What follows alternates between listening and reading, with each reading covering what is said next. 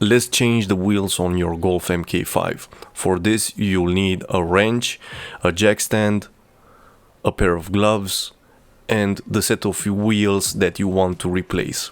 In my case, the wrench that I need is a 17mm car wheel spanner.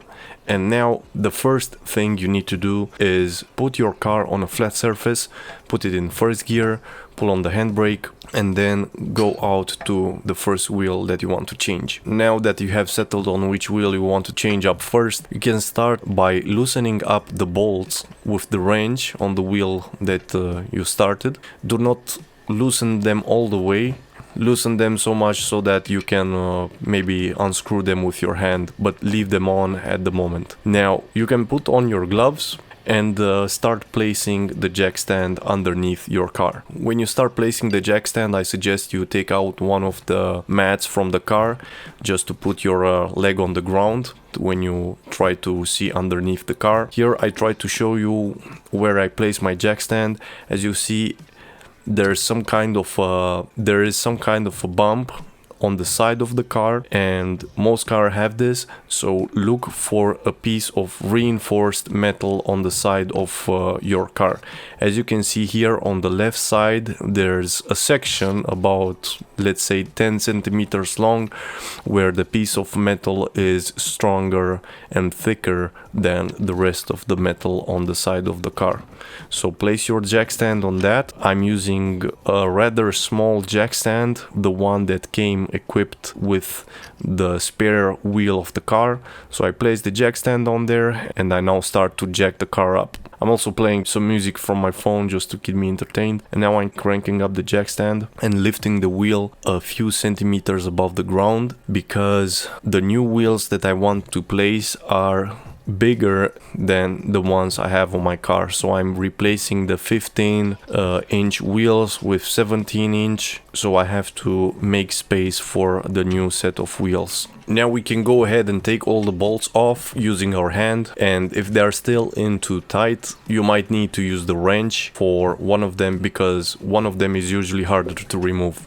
So after taking all the bolts out, you can try to take out the wheel completely, but if this doesn't work, you might need to give it a little bump with your fist to knock it off its axis, and if not, try kicking it with your foot. In this case, it came off with a few bumps with my fist, but in some cases you might need to kick it, and later on we'll see some interesting technique. Make sure you also don't scratch the paint if you try to kick it. Now take the wheel out, and you can, this step is optional, you can put it underneath your car just in case your car falls and it falls on your wheel and not on the back empty slot wheel and damage your brakes and axis. So now take your new wheel and check on the rubber tires that the direction you want to put your wheel matches the manufacturer given the direction.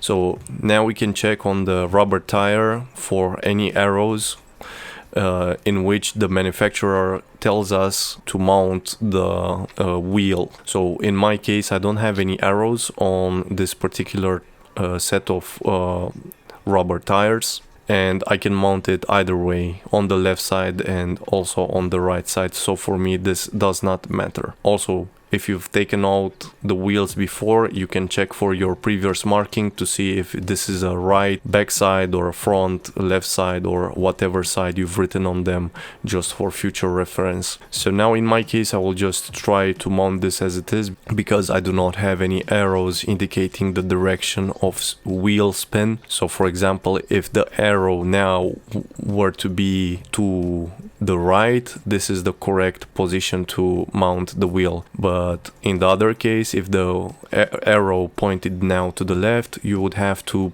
put this wheel on the other side of the car. Now we try to align the wheel as best as we can with an empty slot for the bolt and place it on the car. And now try to place one of the bolts that you have taken out inside the wheel and try to turn it until it catches, and then you can start putting on the rest of the bolts. Also make sure that you do not tighten them all the way tight at this stage, because you might knock off the car from the jack stand. So you can do good tightening, but don't tighten them all the way with all your force. Just tighten them snug, and then leave the car off the jack stand and then tighten them completely. Now you can take off the old wheel from underneath the car so that you can begin jacking the car down. And now would be a great time to write with a piece of chalk or maybe a marker on the inside of the wheel the place where you have taken it off from. So in this case is the back right side of the car, and for next time, so that you know where the wheel was placed before, so that you can put it in the same place as before. Now I'm jacking the car down. I removed the wheel, so I removed the wheel and now I'm jacking the car down. Unfortunately, I did not write where exactly this wheel came from, but this is a step you can also include when you are changing your wheels. Now I am tightening the wheel a second time, and this is where I tighten them really snug. And what you need to keep in mind is that you have to tighten them in a star pattern, exactly as I am doing here. So kind of have to go to the opposite side and then to the next one in a star pattern, as if you are drawing a star. Now let's go over to the front wheel and do it as well. Let's put the wheel under the car. This is where I show you how to kick the wheel off your car. Turn your back to the car and kick like a donkey, and the wheel should fall off. Also make sure you do not kick the car itself, just the wheel, so that you do not scratch the paint. Let's put the bolts in again.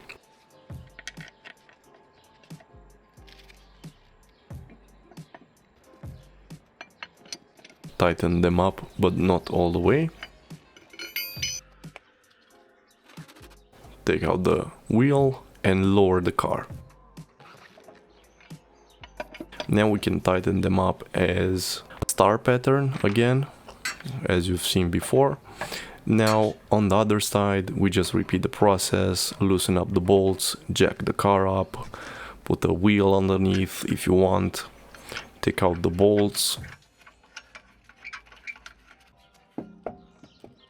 take off the wheel as well, put the other wheel, fix it in place with a bolt, and then put the other bolts in as well. Now we take the wheel away from underneath the car, we lower it, and now we do the star pattern again to tighten the bolts all the way. Do not use too much force, because as you can see here, when you loosen them the next time you might have to struggle. So here I'm using my other foot to gain some leverage on the spanner, on the wrench, and only then I can start jacking the car up and loosening the bolts all the way and replacing the wheel. Lowering the car, I'm tightening the bolts again in a star pattern, and now we need to open up the fuel cap, and here we can see the values for our wheel tire pressure. Now at a gas station you need to find a tire pressure device, take the cap off and inflate your tires accordingly. It will start beeping after it reaches the correct pressure level you've set previously. If the device is analog, just check that it goes to the bar number indicated on the side fuel cap. Now, as you can see, it's night. I drove the car for about 10 minutes with the new wheels, and now I am checking them in the star pattern as well and tightening the bolts accordingly if they feel loose, because after the car starts moving you need to do this again, because the bolts might start loosening. So you need to check them again, check if everything is tightened up, and if not, just tighten them a little bit more. As you can see, I'm not using a lot of force, I'm just checking that they are not loose. So this has been the tutorial. Catch you next time. Ciao.